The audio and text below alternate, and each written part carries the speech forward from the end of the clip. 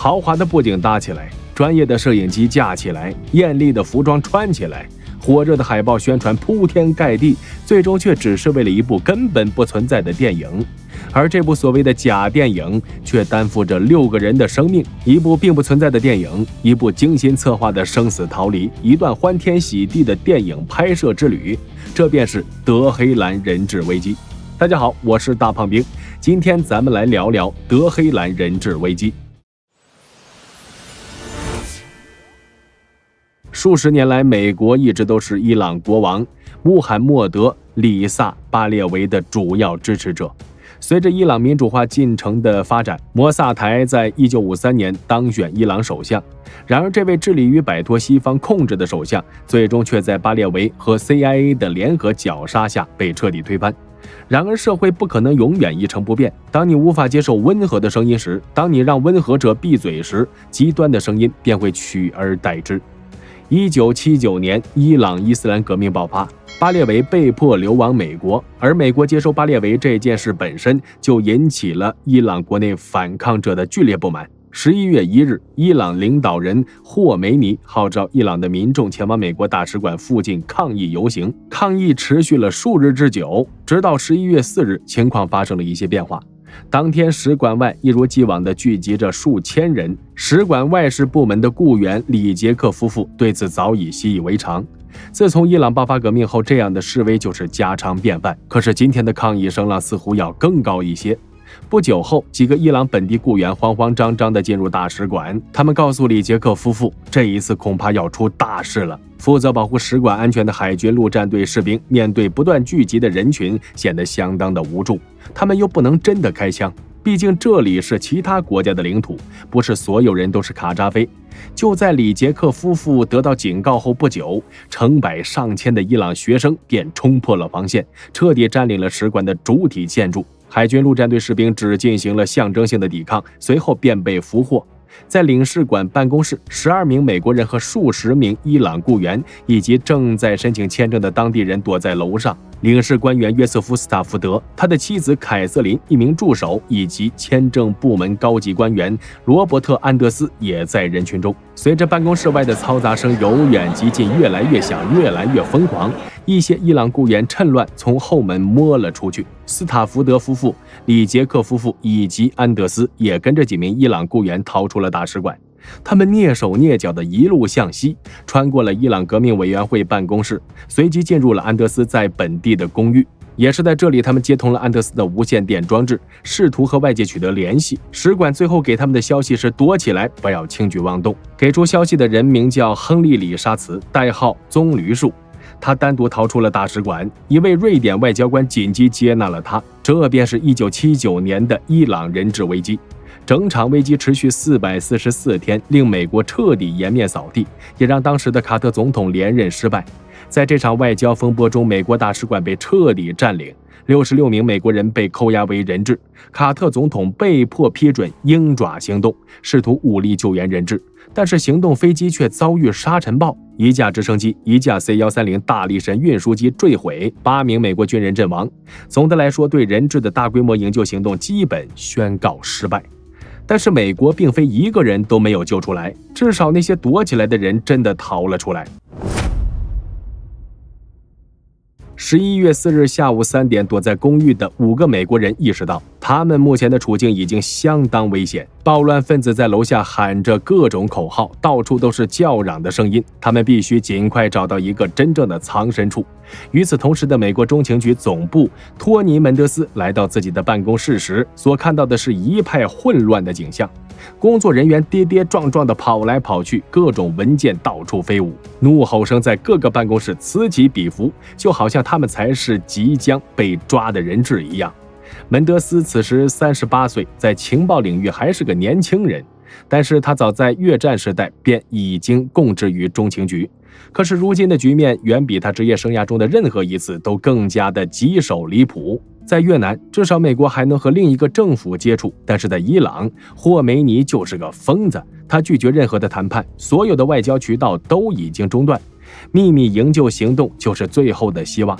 然而，自从1年前伊朗爆发革命以来，中情局在伊朗的情报网就被彻底破坏。作为中情局伪装部门的负责人，他非常清楚，在伊朗，中情局只有3个特工，而他们全都在大使馆被一锅端了。最初，门德斯认为他的当务之急是协助解救人质，所以他很快就安排特工渗透伊朗。除此之外，他们甚至还制定了一个名为“保镖行动”的营救计划。为此，美国将会伪造巴列维国王的尸体，将其送回伊朗，用于交换美国人质。但是这一计划却遭到了白宫的拒绝，因为白宫很清楚，还有一件更重要的事情要先做。在人质事件发生几周后，门德斯从国务院拿到了一份机密备忘录，其中的内容令他大吃一惊：6名大使馆雇员成功逃脱，他们正藏匿在德黑兰的某个秘密地点。而这个消息即便在美国，也仅仅只有不超过10个人知道。门德斯恰恰是有可能救出他们的人。他此前曾在中情局技术部门担任身份转换师长达14年之久。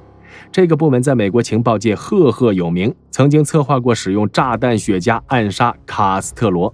门德斯的工作则是通过身份转换，让这些秘密行动人员脱离险境。由于他玩的一手精湛的易容术，所以他几乎从不失手。至于如何营救困在德黑兰的美国人，门德斯在接到任务的第1秒就已经确定了解法，让他们带上假身份证，大摇大摆地走出迈赫尔阿巴德机场，登上飞机回到美国。当然，在此之前，美国中情局必须先派人潜入美国，同6名美国人先取得联系，然后将假身份证交到他们手上，再由这位技艺精湛的 CIA 特工带他们通过伊朗人的层层盘查，最终登上飞机。门德斯很清楚，这位技艺精湛的 CIA 特工只能是他自己。在经过了初期的恐慌之后，安德斯终于想到了暂时的脱身之法。由于加拿大此时尚未和伊朗断绝外交关系，所以他们在德黑兰还有一座大使馆，而安德斯在加拿大大使馆也有朋友，此人名为约翰·史尔顿。加拿大人和美国人看上去没有什么区别，语言也完全相同，只是口音上略有不同。但是伊朗人哪里听得出来区别？如果能早些混进加拿大大使馆，或许他们能跟着加拿大人一起回去。安德斯立刻打电话给约翰，对方同意帮忙。5个人很快就被加拿大人偷偷接走。为了降低被发现的风险，他们分别藏在了史尔顿家中以及加拿大大使肯泰勒的官邸。亨利在几日后也偷偷来到了史尔顿家中，可是就在一切都在有序进行时，媒体突然捅出了几人的消息。CIA、白宫以及五角大楼都非常确定，消息不是从他们这里泄露的，但是可能泄露消息的人实在太多了，加拿大人、瑞典人、几个幸运儿，甚至还向丹麦和新西兰大使馆求助过。而在报纸曝光一切后，则意味着伊朗人也得到了消息。另一边，加拿大和美国官方就如何营救也产生了矛盾。12月的北约会议上，加拿大外交事务部长和美国国务卿万斯就爆发了争吵。前者建议美国人立刻离开加拿大大使馆，走陆路前往土耳其边境，必要的话甚至可以骑自行车离开。这种建议令万斯哭笑不得。而在伊朗，陷入困境的美国人也意识到他们的情况正在愈发危险。1980年1月，已经躲藏了近9周的马克·里杰克以及安德斯给加拿大大使肯尼了一份电报，并且摆脱后者转交白宫。马克后来解释称，这份电报就是为了让白宫意识到，在伊朗人愈发严酷的搜查中，他们不可能永远躲在加拿大大使馆，加拿大人也没有能力庇护他们。如果伊朗人找到他们，那么这些禽兽不会给枫叶旗一丁点面子。另一边，门德斯已经开始了他的计划，他为美国人准备了加拿大证件。可即便如此，他还必须考虑一个问题，那就是这些加拿大人到底为什么要来伊朗？在伊朗进行人道主义工作的北美志愿者以及北美的记者很多，但是他们全部被严密监控，所以这个身份用不了。他们也可以假扮退休教师，但是此时伊朗的英语学校已经关闭。加拿大人提议他们假扮考察农作物的营养专家，但是门德斯立刻排除了这个荒谬的建议。你们去过1月的德黑兰吗？那里遍地白雪皑皑，哪里来的什么农作物？可是这也让门德斯自己陷入了死胡同。1周时间内，美国和加拿大都没法给出天衣无缝的理由。就在大家陷入绝望之际，门德斯突然萌生了一个天才般的想法。这个想法足够与众不同，但却值得一试。在这个计划中，他本人将会摇身一变，成为爱尔兰制片人凯文·科斯塔·霍金斯。他将会拍摄一部好莱坞大片，为此他会率领制作组前往伊朗实地考察。毫无疑问，正在被美国封锁的伊朗急需美元。他们不仅没有自我封锁，恰恰相反，他们非常欢迎外国公司来伊朗开展商务活动。一部好莱坞商业电影意味着数百万美元将会进入伊朗。一番波折后，计划得到了批准。门德斯立刻动身前往洛杉矶。他先是求助自己的私人好友，好莱坞奥斯卡级化妆师约翰·钱伯斯，对方又引荐了好莱坞特技师鲍勃·希德尔，三人就此成为了营救主力。仅仅3天时间，钱伯斯和希德尔就创建了一家货真价实的电影公司。接下来，他们进行了一系列前期筹备工作，就好像真的要拍摄一部电影。除此之外，他们也顺便完善了6个美国人的假身份。如今是万事俱备，只欠东风，这个东风便是一部真正的电影。钱伯斯手中恰好有一个还算出色的剧本，科幻小说《光之王》的同名影片。这是一个半途搁浅的项目，钱伯斯受邀进行形象设计，电影的剧本插图都是真实存在的。而《光之王》的故事就发生在蜿蜒崎岖的山地和沙漠之中，伊朗的地理风貌也和故事不谋而合。不仅如此，剧本中需要一个和德黑兰著名的地下集市几乎完全一致的拍摄地点。这部电影就是为伊朗而生的。拿到剧本后，门德斯如释重负。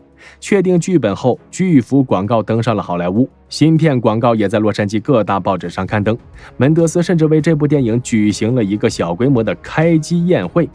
1980年1月25日，爱尔兰制片人霍金斯带着他的《光之王》来到了伊朗。身为一位造假专家，门德斯在德黑兰打了人生中最富裕的一仗。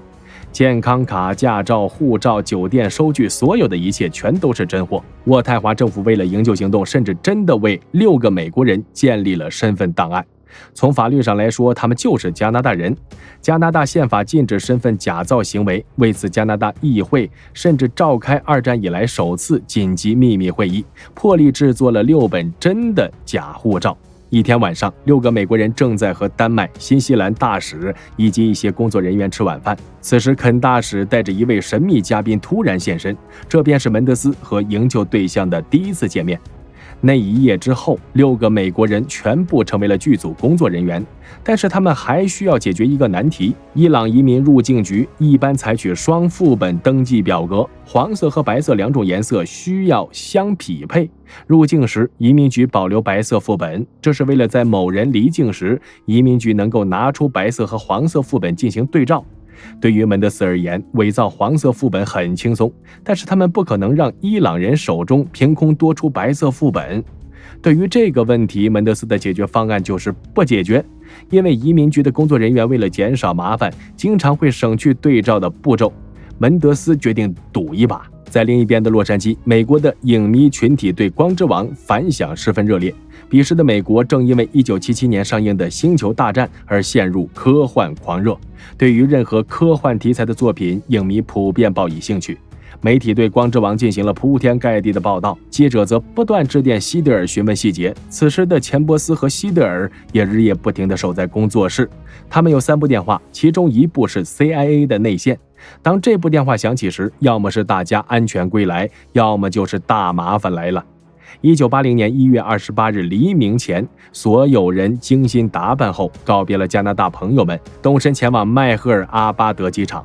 整个机场都笼罩在一片阴霾之下。伊朗革命卫队时刻巡逻不停，就连海关也有革命委员会成员，只是他们的注意力更多集中在那些走私地毯和金子的当地人身上。几人很快就顺利通过了瑞士航空公司的登记处。第1关顺利通过，第2关更加危险。这一关是伊朗移民局的检查处。门德斯带着所有人的护照一起盖章，然而大家却看到移民局官员拿着几人的护照不见了。所有人都被吓出了一身冷汗。